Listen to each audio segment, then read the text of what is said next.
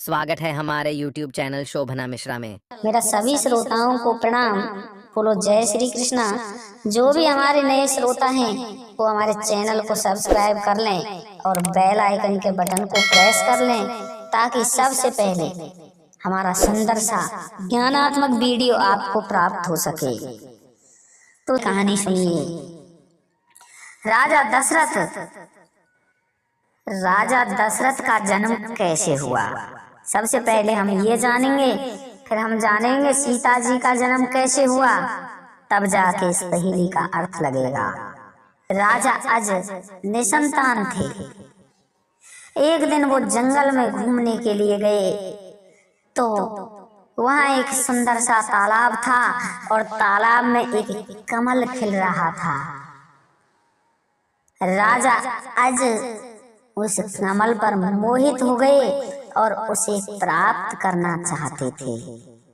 उस कमल के लिए लपके लेकिन उस कमल को प्राप्त ना कर सके, इसलिए राजा अज उस तालाब में कूद गए और उस कमल को पकड़ना चाहा, लेकिन कमल फिर भी हाथ नहीं आया। अब तो राजा अज ने उस कमल का बहुत अधिक पीछा किया, लेकिन कमल आगे बढ़ता गया। उसी समय आकाशवाणी हुई और आकाशवाणी ने कहा, राजन आप इस कमल को प्राप्त नहीं कर सकते, क्योंकि इस कमल को तो वही प्राप्त कर सकता है जिसके संतान हो। राजा अज निसंतान थे, इसलिए राजा अज को बहुत दुख लगा और वो वापस सरोवर से आ गए। अब तो राजा अज संतान की चिंता में भगवान शिव शंकर की तपस्या करने लगे। भगवान शिव शंकर के भक्त तो वो थे ही थे। अब चिंता भगवान शिव शंकर को सताने लगी। मेरे भक्त मेरी आराधना कर रहे हैं और मैं यहाँ बैठा हुआ हूँ, इनको पुत्र की प्राप्ति कैसे हो। तो भगवान शिव शंकर ने धर्मराज को आदेश दिया कि आप अयोध्या जाओ और तुम्हारे कारण ही इनको पुत्र की प्राप्ति होगी। धर्मराज और उसकी पत्नी ब्राह्मण और ब्राह्मणी का वेश धारण करके सरयू नदी के किनारे कुटिया बना करके रहने लगे। वह ब्राह्मण रूपी धर्मराज राजा अज के दरबार में आया और राजा अज से भिक्षा देने के लिए कहा। तो राजा अज ने कहा, जाओ मंत्रियों, इस ब्राह्मण को जितनी भिक्षा चाहिए उतनी भिक्षा दे दो, स्वर्ण चांदी दे दो, जो ये मांगता है वो दे दो। लेकिन ब्राह्मण ने स्वर्ण लेने से मना कर दिया और राजा अज से बोला, मुझे प्रजा की कमाई नहीं चाहिए, मुझे तो आपका कमाया हुआ पैसा चाहिए। राजा अज के गले में एक हार पड़ा हुआ था। उन्होंने तुरंत हार को उतारा और ब्राह्मण को देना चाहा, लेकिन ब्राह्मण ने मना कर दिया और कहा, यह हार भी तो प्रजा का ही है, मुझे तो आपके मेहनत की कमाई चाहिए। अब तो राजा अज बहुत अधिक दुखी हुए और रात्रि को मजदूरी करने के लिए निकले। उन्होंने अपना वेश बदला और एक लोहार के यहाँ लौह कूटने में लग गए। पूरी रात लौह कूटी तो लोहार ने उसे 1 टका दिया। श्रोताओं, टका पहले रुपए जैसी मुद्रा थी। उस टके को लेकर के राजा अज वापस आ गए और तुरंत ही घोड़े पर सवार हुए कि मैं उस ब्राह्मण को भिक्षा देकर आऊंगा। उस ब्राह्मण की कुटिया में पहुंचे तो वहां ब्राह्मण थे ही नहीं, केवल ब्राह्मणी मिली। अब उस टके को ब्राह्मणी को देते हुए बोले, आप ये टका ब्राह्मण को दे दें और कह दें कि ये राजा की कमाई का पैसा है। उस टके को ब्राह्मणी को देकर के राजा अज वापस आ गए ब्राह्मणी ने वह टका ब्राह्मण को दिया। ब्राह्मण को गुस्सा आया, 1 टका, और उसने उस टके को जोर से फेंक कर मारा तो धरती में गड्ढा हो गया और कुछ दिखने लगा। ब्राह्मण ने सोचा, अरे इसमें तो कुछ दिख रहा है, तो उसने उस गड्ढे को खोदा। गड्ढे को खोदा तो उसमें एक रथ निकला, सोने का था। जैसे ही वो रथ निकला तो तुरंत आकाश में उड़ गया और ये कहा कि मेरे बाद भी एक रथ है, आप उसको खोदें। धर्मराज रूपी ब्राह्मण ने उस गड्ढे को और नीचा खोदा। दूसरा सोने का रथ निकला, लेकिन वो भी आकाश में उड़ गया, ये कहते हुए कि आप आगे खोदो और स्वर्ण रथ है।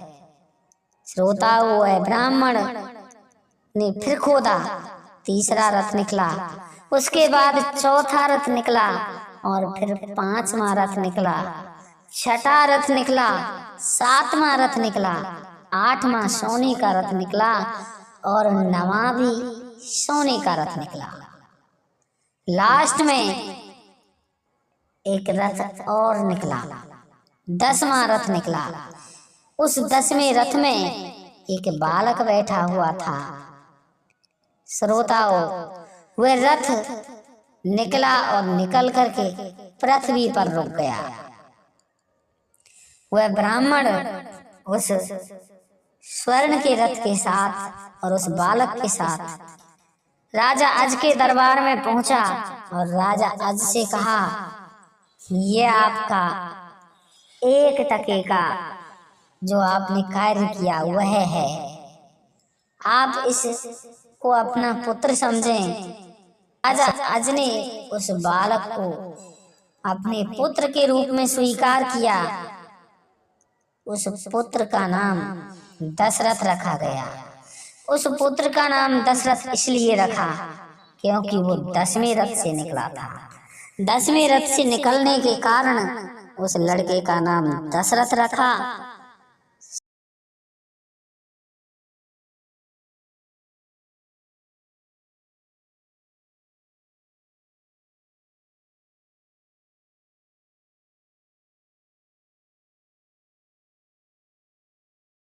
इस प्रकार से दशरथ की उत्पत्ति जमीन से हुई, धरती से हुई है। एक समय की बात है, राजा जनक के जो दरबार था वो लगा हुआ था, उसमें ब्राह्मण इकट्ठे हो गए थे। तो राजा दशरथ ने कहा, अरे बहुत अधिक अकाल पड़ गया है, हम क्या करें।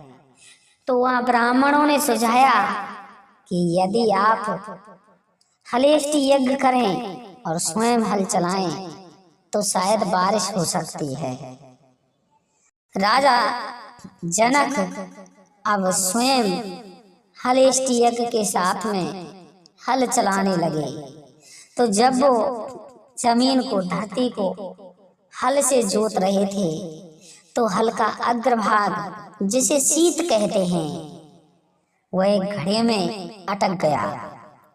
और उस घड़े को जब राजा दशरथ ने खोदा तो उसमें से एक लड़की निकली और उस लड़की का नाम राजा जनक ने सीता रख दिया। जब राजा जनक हल चला रहे थे तो एक लड़की निकली और उस लड़की का नाम राजा जनक ने सीता रखा। सीता क्यों रखा? क्योंकि हल के अग्रभाग को शीत कहते हैं और शीत के टकराने की वजह से उस लड़की का नाम सीता रख दिया। श्रोताओं, जमीन से उत्पत्ति दशरथ जी की थी, धरती से, और धरती से ही उत्पत्ति सीता जी की थी। तो दोनों भाई बहन हुए। जब दोनों सीता जी और दशरथ जी भाई बहन हुए। तो राम दशरथ जी के पुत्र थे। तो इस प्रकार से सीता जी भगवान श्री राम की बुआ लगी। समझ में आ गया होगा कि सीता जी भगवान राम की बुआ किस प्रकार थी, क्योंकि दशरथ जी की उत्पत्ति भी धरती से हुई थी और सीता जी की उत्पत्ति भी धरती से हुई। दोनों की एक ही माँ हुई, दोनों भाई बहन हुए। तो अब दशरथ जी का जो पुत्र है वो सीता जी से बुआ ही कहेगा। इसलिए भगवान राम की सीता जी एक नाते से बुआ लगती और दूसरे नाते में तो वो पत्नी। तो अब हम आपसे लेते हैं विदा। बोलो जय श्री राम।